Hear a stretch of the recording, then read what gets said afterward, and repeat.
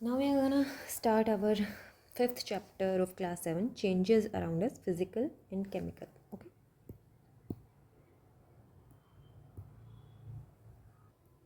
ये हमारा केमिस्ट्री का चैप्टर है. इसमें हम जो भी अपने अराउंड चेंजेस देखते हैं उनके बारे में स्टडी करेंगे. वह कोई फिजिकल चेंज है या फिर केमिकल चेंजेस के कैटेगरी के अंडर आते हैं. ठीक है, हम कुछ एग्जांपल्स देखते हैं. सबसे पहले, placed a cube of ice here half an hour ago and it has now become water. ठीक है, आइस रखी थी, आइस से क्या बन गया, वाटर बन गया. कुछ ना कुछ चेंज हुआ, क्या चेंज आएगा वो देखेंगे भी. अभी देखो, ये बर्ड था, बर्ड से क्या बन गया, फ्लावर में चेंज हो गया.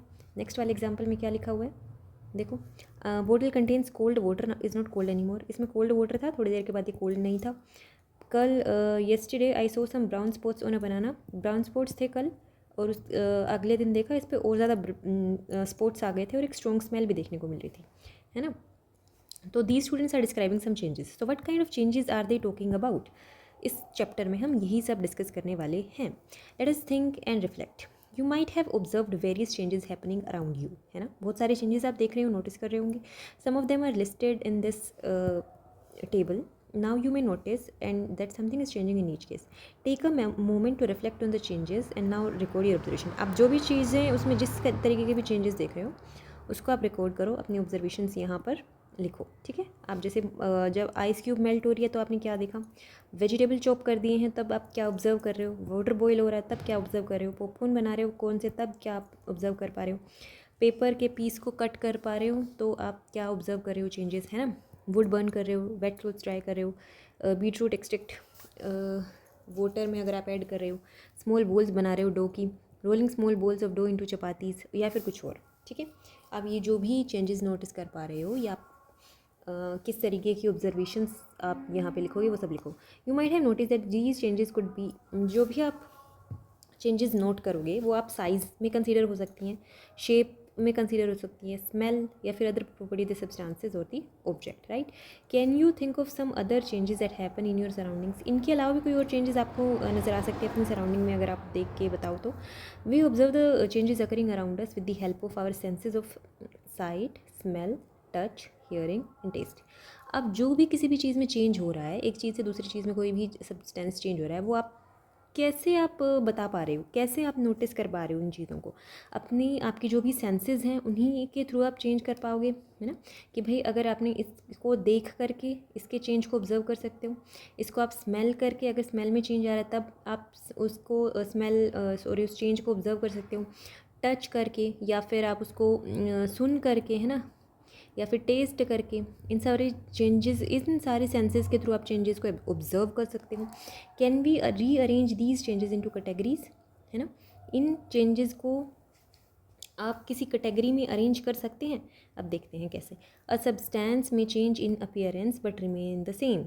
देखो, अब आप एग्जांपल देखो, आप किसी भी सब्सटेंस के अपीयरेंस में चेंज देख सकते हो लेकिन रिमेन्स द सेम. ठीक है, लेकिन वो सब्सटेंस तो सेम ही है. देखो कैसे, creating some objects with the paper. अब आप पेपर लिया हुआ है, पेपर से आपने कुछ बना लिया है ना, जैसे आपने इस तरीके के कुछ ऑब्जेक्ट्स बनाए.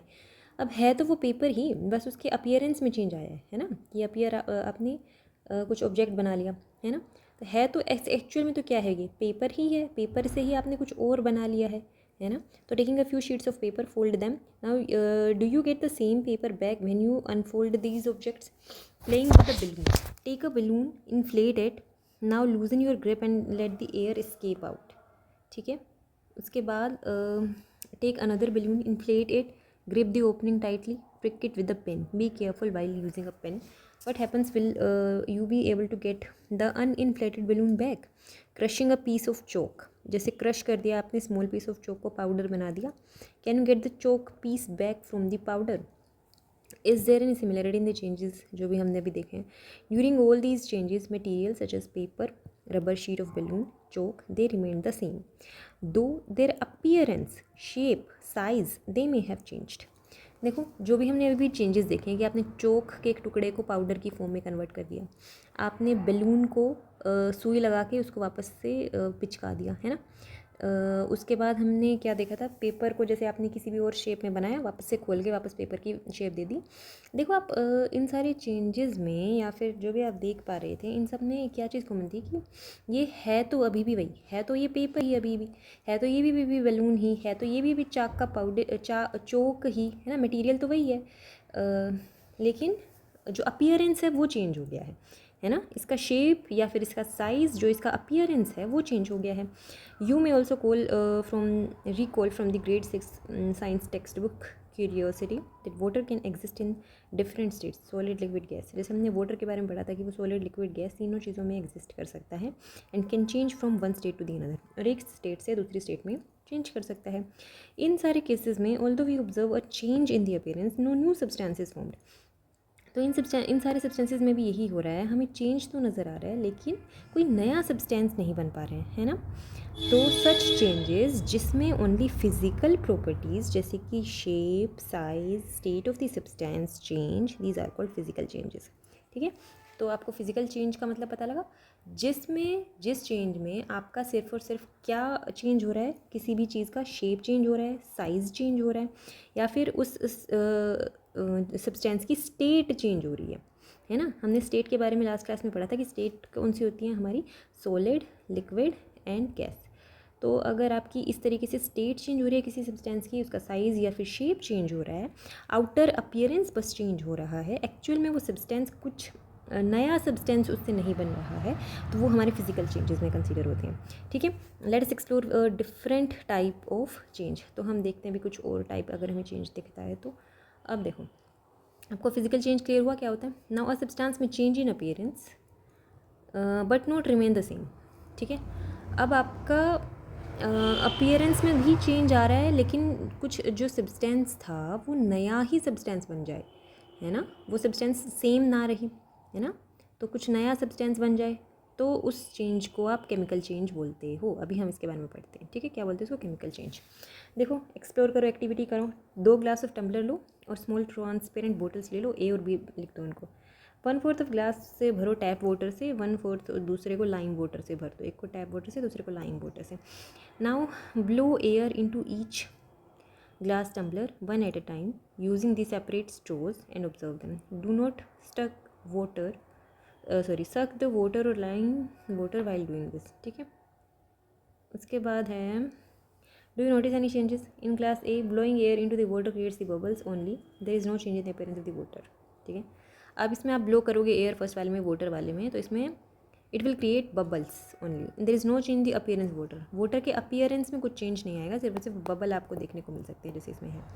उसके बाद है दूसरे वाले में अगर ब्लो करोगे it will create bubble and turns the lime water milky. ठीक है, जैसे ये जो लाइम वाटर था, जैसे आप इसमें क्या करोगे, एयर ब्लो करोगे तो ये जो लाइम वाटर था आपका वो किस में टर्न हो जाएगा, मिल्की जैसा कलर में हो जाएगा इसका। ठीक है, क्लाउडी सा हो जाएगा। If we leave it for some time a white substance settles at the bottom of the glass tumbler. तो अब जैसे आप इसको थोड़ी देर के लिए छोड़ोगे तो एक वाइट सा सब्सटेंस इसमें ग्लास के टम्बलर में नीचे सेटल डाउन हो जाएगा, indicating something new has formed, कि कुछ तो नया बन गया है ना। तो सच चेंजेस जिसमें एक और more new substances are formed, these are called the chemical changes. ठीक है, इसको हम क्या बोलते हैं, केमिकल चेंज। जिसमें हमारा कोई नया सब्सटेंस बनता है उसको हम केमिकल चेंज बोलते हैं। New substances are formed through a process called chemical reaction. ठीक है, अब जो न्यू सब्सटेंस बनेगा वो आपकी कौन सी प्रोसेस के थ्रू बनेगा, केमिकल रिएक्शन के थ्रू बनेगा। ठीक है, तो ऐसा चेंजेस जिसमें वन और मोर न्यू सब्सटेंस बन रहे होते हैं formed, these are called the chemical changes. और एक इस प्रोसेस के जिस भी प्रोसेस के थ्रू न्यू सब्सटेंसेस बनते हैं उसको क्या बोलते हैं हम, chemical reaction. In this case carbon dioxide from the air you breathe out reacts with the lime water and forms a new white colored substance, calcium carbonate, okay, which is insoluble in water. यहाँ पर हमारा क्या बनाया है, एक हमारा जो नया सब्सटेंस बना है यहाँ पे कैल्शियम कार्बोनेट बन गया है। ठीक है, क्योंकि यहाँ के लाइम वाटर में आपने, लाइम वाटर क्या होता है हमारा, CaOH का ट्वाइस एक सब्सटेंस होता है बेटा। इसमें हमने डाल दिया क्या, वाटर तो था ही, साथ में हमने इसमें क्या ऐड कर दिया, CO2। आपने जो ब्लो करी एयर उसमें CO2 थी, तो ये आपस में रिएक्ट करके केमिकली रिएक्ट करना बोलते हैं इसको। केमिकली रिएक्ट करके एक नया सब्सटेंस बना लेता है जो कि क्या है, कैल्शियम कार्बोनेट। इस कैल्शियम कार्बोनेट की वजह से ही आपका जो नया सब्सटेंस बना, उसी की वजह से आपका पानी जो था वो कैसा, जो लाइम वाटर था वो कैसा चेंज हो गया था, मिल्की सा कलर, क्लाउडी कलर में चेंज हो गया था। एंड इसी को आप केमिकल चेंज बोल रहे हो, या फिर इस रिएक्शन को आप क्या बोल रहे हो, केमिकली रिएक्ट होना बोलते हैं। इस प्रोसेस को केमिकली रिएक्शन के थ्रू चेंज होना बोलते हैं, ठीक है। तो जिसमें केमिकल रिएक्शन होगी वही आपका केमिकल चेंजेस कंसीडर किया जाता है। Therefore, the liquid in the bottle appears milky. Along with this, a small amount of water is also formed. This formation of a new substance indicates a chemical change. Chemical reaction involved in this change can be represented in the short form as a chemical equation. ठीक है, अब देखो जैसे इसको जो हमने short form में लिखा है इसको हम बोलते हैं केमिकल इक्वेशन। छोटी फॉर्म को इक्वेशन बोलते हैं, ठीक है, केमिकल इक्वेशन। कैल्शियम हाइड्रोक्साइड जो कि आपका लाइम वाटर था, उसमें हमने CO2 डाली, क्या बन गया, calcium carbonate, which is insoluble है सब्सटेंस, और साथ में निकलता है वाटर, ठीक है। अब है the turning of lime water milky is also use as a test for the carbon dioxide. तो लाइम वाटर का मिल्की में टर्न होना, कन्वर्ट होना, किसका टेस्ट होता है, CO2 का एक टेस्ट होता है, used as a test for the carbon dioxide. Let us explore this with the another activity by using some substances from our kitchen. एक बार एक्सपेरिमेंट कर लो। स्पून फुल ऑफ विनेगर या फिर लेमन जूस लो, उसमें बेकिंग सोडा डालो, which is sodium hydrogen carbonate. ये नेम्स हैं, आपकी बड़ी क्लासेस में समझ आएंगे क्या है। What do you observe, you would hear a fizzing bubbling sound and see the gas bubbles forming, ठीक है। अब जो भी गैस निकलेगी उसको आप फ्रेशली प्रिपेयर्ड लाइम वाटर में क्या करो, पास करो, which is kept in the another test tube. ना आप क्या देखोगे कि जो लाइम वाटर था it will turn milky. But you infer about the gas form by the mixing the vinegar and baking soda. इससे क्या पता लगा कि कौन सी गैस निकली थी, CO2 गैस निकली थी। This indicates that the gas formed is carbon dioxide. This activity can also be performed by using two small used bottles like this. देखो जैसे इसको भी ऐसे भी हम यूज़ कर सकते हैं, एक्सपेरिमेंट कर सकते हैं, ठीक है। ये विनेगर और बेकिंग सोडा है, इससे एक गैस निकली जो कि किसमें चली गई, हमारी लाइम वाटर में। जब हमने इसको ऐड करा तो हमारे किसके बबल्स दिख रहे थे, कार्बन डाइऑक्साइड गैस के। Since a new substance carbon dioxide is formed in this reaction, we can say that a chemical change has occurred here. तो क्या हुआ है यहाँ पर, कैसा चेंज हुआ है, केमिकल चेंज हुआ है। As well it can be represented as vinegar plus baking soda, उसको कार्बन डाइऑक्साइड प्लस में अदर सब्सटेंसेस निकले हैं। Repeat the above activity by using baking soda and water. Do you see any bubble formation, is this a physical और chemical change, ये आप कर सकते हो, ठीक है। नेक्स्ट है हमारा some other processes involving the chemical change. कुछ और प्रोसेसेस देखते हैं जो जिसमें आपकी केमिकल चेंज इन्वॉल्व होता है। जैसे first of all rusting. Rusting of iron में क्या होता है, which you studied in the chapter of world of metals and non-metals, a very new brown colored substance called rust is formed, and thus rusting is also a chemical change, ठीक है। This involves the formation of a new substance, iron oxide, क्योंकि इसमें भी ये जो आपका brown colour का rust है, इसमें भी आपका नया कंपाउंड बनता है एक्चुअली में, आयरन के साथ में ऑक्सीजन और ये सब मिलके, विच इज़ आयरन ऑक्साइड, ठीक है। ये रस्टेड, तो ये भी आपका कैसा चेंज हो गया, केमिकल चेंज हो गया। नेक्स्ट देखो कंबशन भी आपका कैसा चेंज है, केमिकल चेंज है। देखो कैसे है, let us recall the burning of magnesium ribbon learn in this chapter world of metals non metals में। आपने मैग्नीशियम रिबन को बर्न किया था, है ना, तो उसमें भी हमारा क्या था, फिजिकल या फिर केमिकल चेंज, वो भी एक केमिकल चेंज का एग्जांपल है, क्योंकि मैग्नीशियम को जब आपने बर्न किया था तो एक नया सब्सटेंस बना था, है ना, मैग्नीशियम ऑक्साइड बना था। When the magnesium ribbon is burned a new substance magnesium oxide बन गया था। So the burning of magnesium ribbon also involve the chemical change. We observed that heat and light are also produced along with the formation of a new substance in this reaction, ठीक है। Heat और light भी निकल रही होती है, ये white powder बना है, ठीक है। Chemical reaction in which a substance reacts with oxygen and produces heat और लाइट इज कॉल्ड कंबशन, ठीक है। ऐसा केमिकल रिएक्शन जिसमें एक सब्सटेंस रिएक्ट करता है ऑक्सीजन के साथ में and produces heat and light, ठीक है, और क्या प्रोड्यूस करे, हीट और लाइट प्रोड्यूस करे, उसको हम क्या बोलते हैं, कंबशन बोलते हैं। ऐसा केमिकल रिएक्शन जिसमें एक सब्सटेंस रिएक्ट करता है ऑक्सीजन के साथ में और क्या प्रोड्यूस करे, हीट और लाइट प्रोड्यूस करे, उसको हम कंबशन बोलते हैं। Substances that undergo combustion reactions these are called combustible substances, ठीक है। ऐसे सब्सटेंसेस जो कि ये कंबशन रिएक्शंस करते हैं उनको हम बोलते हैं कंबस्टिबल सब्सटेंसेस, ठीक है।